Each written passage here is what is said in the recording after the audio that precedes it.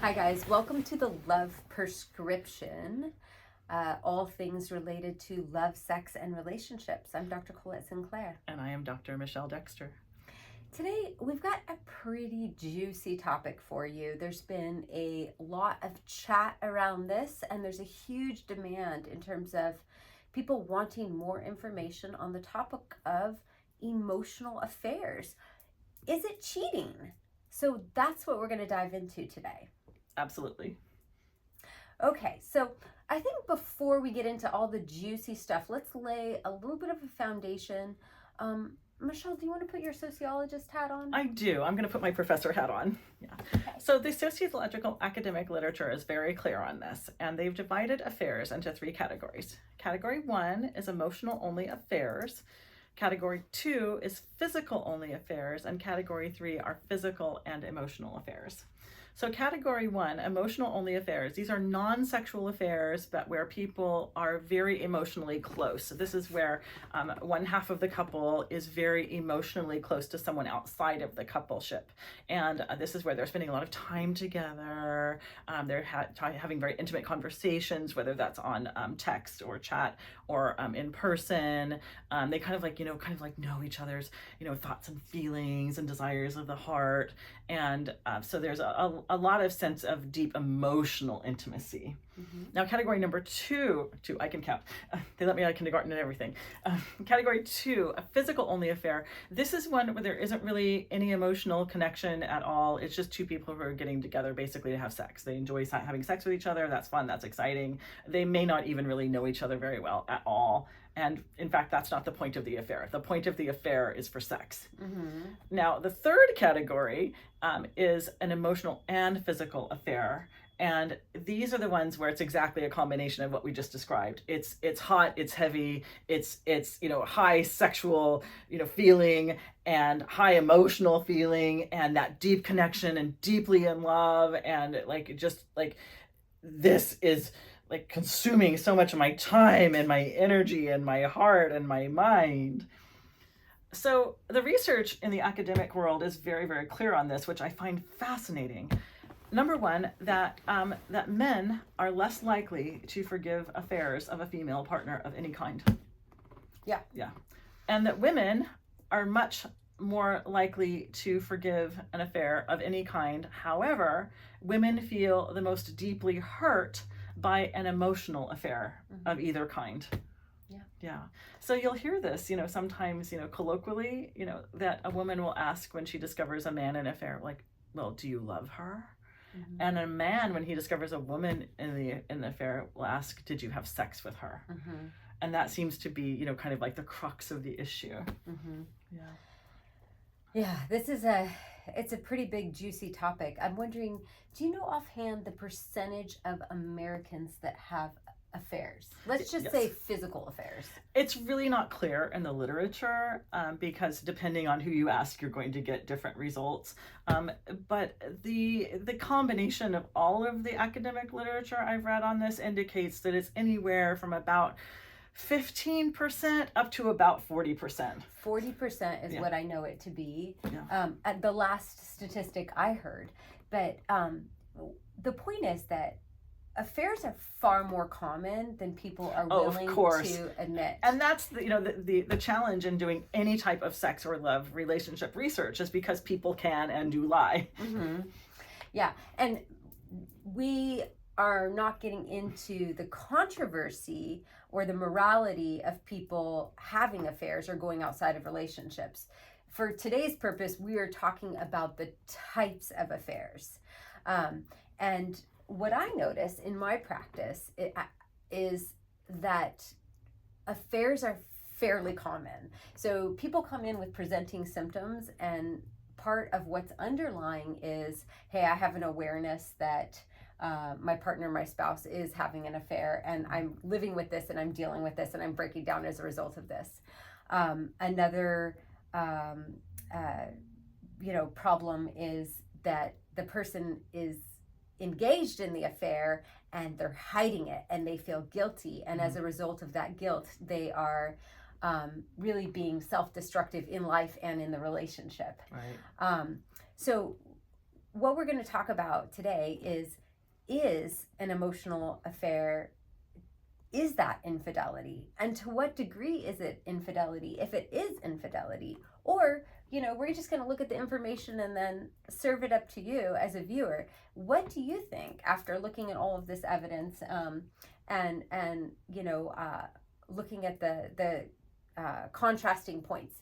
Do you think it's an affair? Share with us in the comments. Absolutely. So I will tell you, with regard to emotional affairs, what I notice is that this is the bonding agent in any relationship, friendship, professional relationship, mentorship, sexual relationship. If emotions are involved, there is a bonding that is happening, and oftentimes the bond that's created through emotions is far stronger than the chemical bond that's created through sex or casual sex. Maybe not in the short term, because in the short term, the influx of oxytocin and dopamine is so acute that people have it's almost like a 24-hour lobotomy. It's like, they're heavily bonded, but then that fades, whereas when there's an emotional bond, that stays in place whether you're even seeing the person. And in marriages, if there's an emotional bond between the spouses, the partners are less likely to cheat even when they're not having sex. So I'm talking long starvation periods, desert drought of, somebody has a major physical issue, for whatever, somebody's deployed, for whatever reason, they're not having sex for prolonged periods, 1 year, 1.5, 2. They can go without it if the emotional bond is intact. But when it's not, that's when people go outside. Oh, that's fascinating. Yeah. And similarly with spouses, you can be having sex daily, and if there's not an emotional bond, guess what? People are not fed. They need more, and they are open and receptive to more. So I think there's a lot to be said for emotions and the role of emotions in relationships. What I often will explain to the clients that I work with, because what I find is people often want permission. Like, is this wrong? We didn't have sex, we didn't have any form, we didn't have intercourse, or they're just my best friend. So number one, I'm not in the practice of giving anyone permission for anything. So I just help people think it through and really explore all the angles and allow them to arrive at their own decision. And in saying that, though, when it's not very obvious, you have to look at how, I would say, to what degree that emotional connection exists. Uh-huh. So when I'm explaining this to the clients I work with, I talk about emotional infidelity as a scale. And it's, you have the polar ends of, or I talk about affairs rather as a spectrum. And, on one end you have, full intercourse, and on the other end of the spectrum you have flirtation, and then emotional infidelity is happening in between. So before we get to an emotional connection, an emotional relationship that we are pursuing and that is nurturing us more than our primary partner, it starts with expressing interest. And the interest is more than interest you would show anyone else. So we have acquaintances, we have people we work with, we have people that, are a little bit closer than acquaintances or neighbors, what have you. But this is, I have a special interest in you for whatever reason. Maybe I'm attracted to you.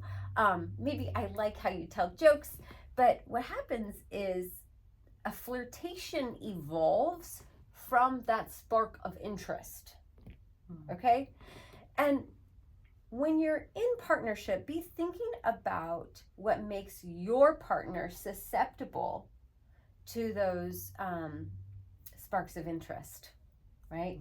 So if your partner is being starved at home sexually, or there's no emotional connection, then they're going to be far more susceptible to those sparks. Whereas people that are fed emotionally, sexually, and they feel safe to share their lives together, when those sparks happen, they very assertively extinguish them. So when there's a spark of interest, that becomes a flirtation. Now, flirtation is the danger zone. Flirtation is, I think, overall positive because it's an agreement that we have. The agreement is, I'm going to make you feel good and you're going to make me feel good, and it's very safe and it's fun and it's playful, and we don't have any attachments about continuing making each other feel good in just this moment. So it's a playful type of behavior. And, most people that are respectful towards themselves and their relationship, they stop there, and that's fine. That's not an affair. That's not an emotional affair. That's being a human that is comfortable with your sexuality and with the sexuality of other people.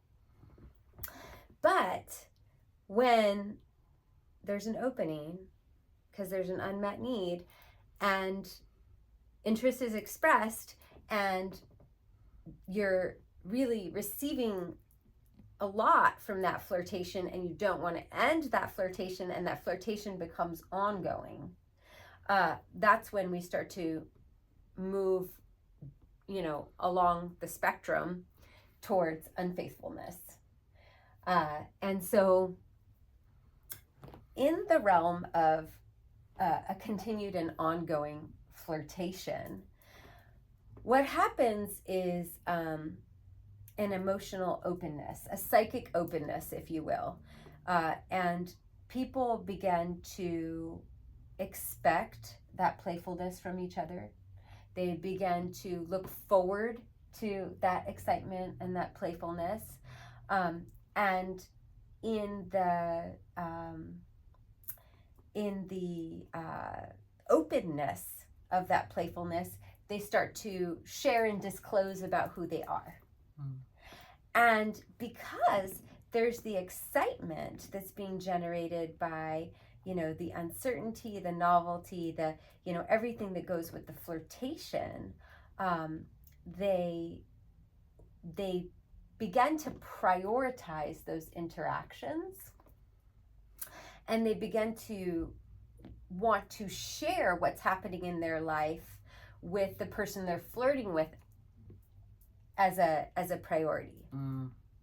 And part of what's happening in those initial phases when you allow the flirtation to continue is you're starting the process of chemical bonding. And the chemical bonding is happening with the emotional connection. And go ahead. I was going to say, so can you describe what it feels like to have that chemical bonding? How do you know you've got it? Well, number one, anticipation. And you feel energized in the moment when you're interacting with the person. You have a level of calm alert because you're releasing norepinephrine, you're releasing dopamine, so you have less fear of consequences. And the novelty is stimulating the dopamine, so it becomes highly reinforcing, and people continue with this, and they start to play with the edge of disaster more frequently because, again, the increase in dopamine. So they look forward to these interactions, and the interactions begin to deepen. So as people start to share and divulge what's going on in their life, they begin that emotional bonding. And oftentimes that emotional bond leads into wanting to spend free time together. And again, we're still, straddling the safety fence. Because nobody's crossed any physical lines. And in our culture, affairs are so often defined by to what degree of physical closeness did you have. But it's very upsetting, and definitely sometimes even more of a betrayal to share who you are and your intimate most thoughts and experiences. You begin sharing your actual life with the person that you're emotionally connected to rather than your partner. Michelle, you made a really good point in the beginning when you talked about men are more willing to forgive an emotional affair than a physical affair, and women are more willing to forgive a physical affair than an emotional affair. And I think that illustrates a really important distinction between men and women. And really, for me, that it boils down to the brain and how the brain is wired, and how we have these structural chemical differences in the brain as to what we prioritize. But the bottom line, I think, if we're going to put it in layman's terms, is that men, they have a huge challenge with the idea that somebody physically possessed the woman that they love. And women have a very challenging time believing that a man had true intimacy, right, with a woman other than them, because true intimacy comes from that emotional connection. You so often say, into me, see. Yes, into me, see, yes. Yeah, and so that is the bonding agent. I will mention for our viewers that, I often talk about with my clients that females have 3 times the structural space, the real estate dedicated to emotions than males do. In the brain? That's right. In the limbic system. Our limbic system is 3 times the size of men.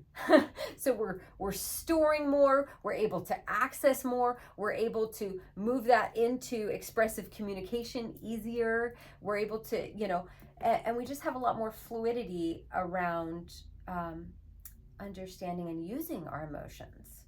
And that really is a difference that is, the result of biological gender differences. So I think it's something for females to acknowledge. Men are trying to emotionally connect, and depending on the man and the personality type of your partner, he may have an easier time emotionally connecting than other men. So if they're trying and it's hard, give them credit for trying. Michelle happens to be married to a husband who's very skilled at connecting emotionally. Yes, I mean, he is the epitome. He is the most emotionally attuned man that I would say that I've met. Okay, so she's fortunate in that way. Yes. But most men are not capable of that. In fact, I would venture to say that 90%, and that's just based on personality type, of men, it's not going to be easy for them. They're either going to script it in terms of, this is what I believe I'm supposed to do, how I'm supposed to respond. That's 40% of men. But the other 40% of men, or rather 50%, are not gonna. They're trying. So give them credit. Yes. Whether you're in a heterosexual relationship or a homosexual relationship, give them credit, because 50% of men are trying to connect emotionally, and they need help. Well, I want to give all the credit where credit is due. And here's one thing I've noticed, and I even read in a book someplace, I don't remember where or when, but the advice was that when a man has picked something out for his female date or partner and she doesn't like it, that if she could please just let him know gently. Yeah. Yeah. So the example in the book was that the author had observed a couple on a first date at the movie theater, and the woman did not like the movie, and so she started yelling at the man, "Why would you pick that? That's a terrible movie. Why would you think that I would like that?" And he could just see the man. Don't you know me at all? Yeah, don't you? Yeah, exactly. And the author could just see the man just kind of shrinking in front of him. And he said, you know what this man needed is for this woman to say something gentle, like, "Thank you so much for picking that movie. Just as an FYI, I'm not generally into that genre, and next time I would like genre X." Yeah, they just need to know your preferences. Yes. Tell them your preferences. Yes, men in general want to please their partners. Yes. Well, the men that care and love their partners. Yes. But I think in general that most men feel a sense of pride. Like, that's right, I made my partner happy. I think that's a distinguishing factor in terms of men. Men versus boys. Men really have they have a source of pride in making their woman happy. Yeah. And but you have to tell them what you want. And boys are just interested in making themselves happy. That might be a kind of a consciousness issue. I don't know. It could be. Yeah. Okay, so emotional infidelity. As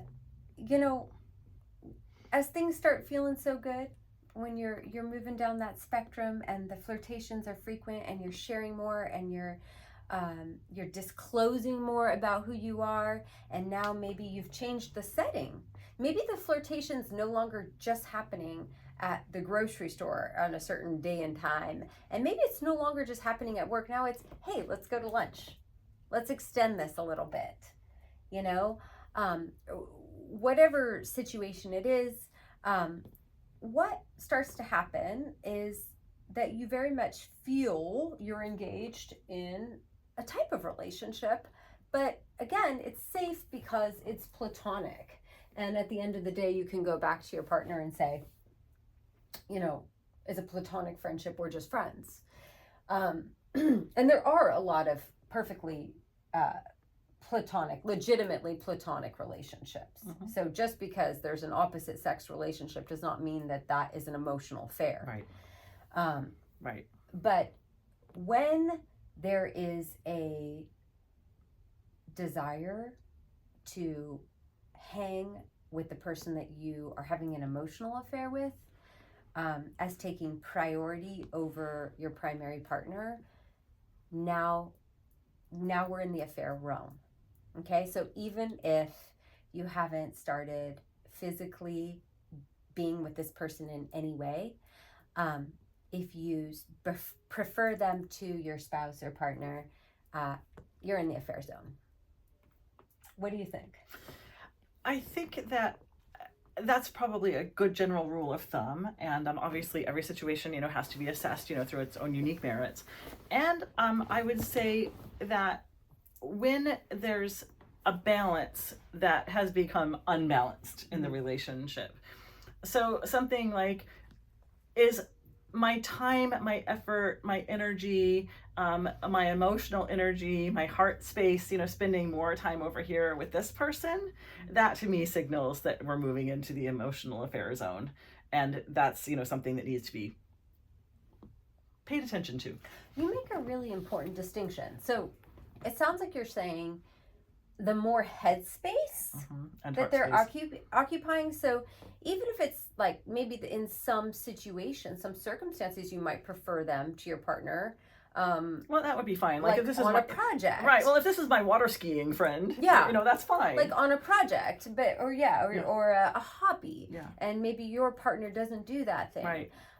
But you're saying if you're thinking about them more than your actual partner, and you're spending more time of the day even talking to them than your partner, so it's like a time and frequency thing. It's how much energy are they taking up? Right.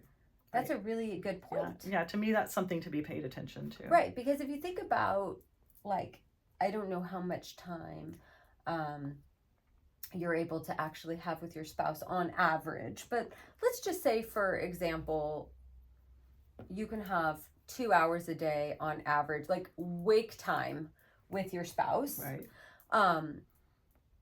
If you are engaged in thinking or energy or talking, having communication with this person for more time than you're actually spending with your spouse or your primary partner, then that is not only an affair, but that becomes your primary relationship. Right.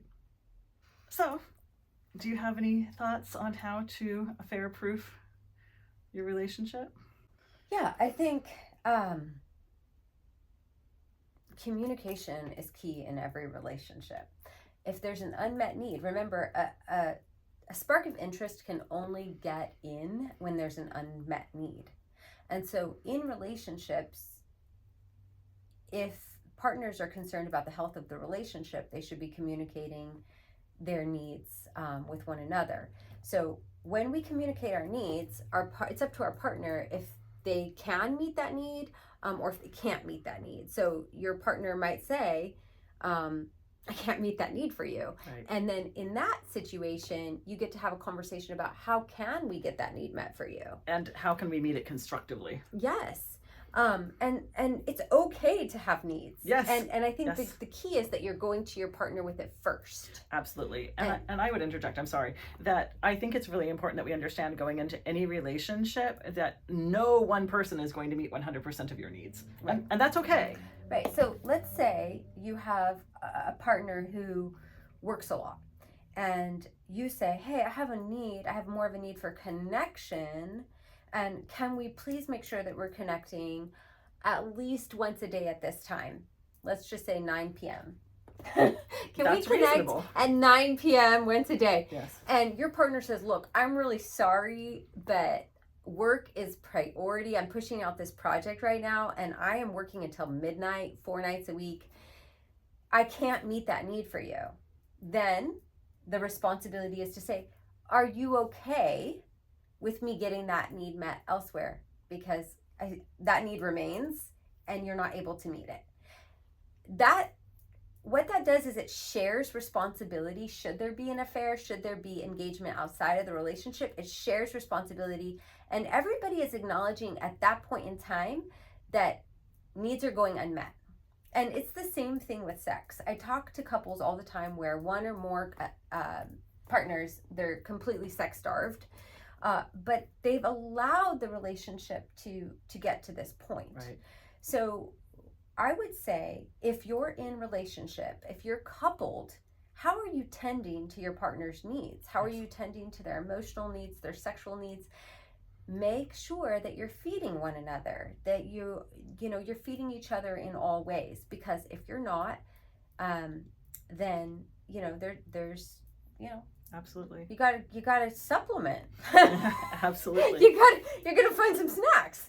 So yeah, I think the other last point that we should talk about is when people come out, when they find that they're in the danger zone. Right. How do they get out of that danger zone? Well, neurobiologically, people tend to feel that they're most satisfied with their relationships when there's novelty. So I would say going back one step, to feeding the relationship is continue to make sure that there's novelty. So doing new things together. Yeah. I don't care if it's a new sport or a new bar or a new event, new people, just find new things. And then getting back to what you were saying about, what was it? Remind me. Well, when you find that you are engaged in emotional infidelity, yes. How do you get out of it? How do you get out of it? Well, again, then that's where you need to go back and you need to really look at yourself and you need to really say, okay, what are my unmet needs here? What am I trying to get met over here with this potential relationship on the side? Okay. Is there a way for me to get that need met at home? And to have those conversations with your partner and to come up with, real concrete asks. And that's another thing that I would say is that men in general tend to do very well with concrete asks. So when a woman says to a man, I want you to spend more time with me, he has no idea what that means. You have to say, I want you to spend an hour per day with me doing X. Then he knows, he has a picture. But this nebulous in general, more time, he doesn't know what that looks like. Mm-hmm. Explain it. Yeah. Specificity. Yeah. Yeah. To quote my lovely, lovely husband, men don't take hints. Yeah. Yeah. Spell it out. Mm-hmm. Yeah. So I think when you recognize that you're in the danger zone, you want to evaluate first the health of your relationship, the health of your primary relationship, as Michelle said. The second thing you want to do is you want to evaluate yourself. Yes. What need am I getting met right now? How else could I have this need met? What am I getting out of this? Yes. So that you know what you need to do to balance that unmet need out. Right. And then third, you have to decide if you're going to continue the relationship or how to exit the relationship. Yes. And the other thing you have to decide is if you're going to disclose the relationship to your partner. And that's a whole nother segment of this podcast. We'll get into disclosure, I promise.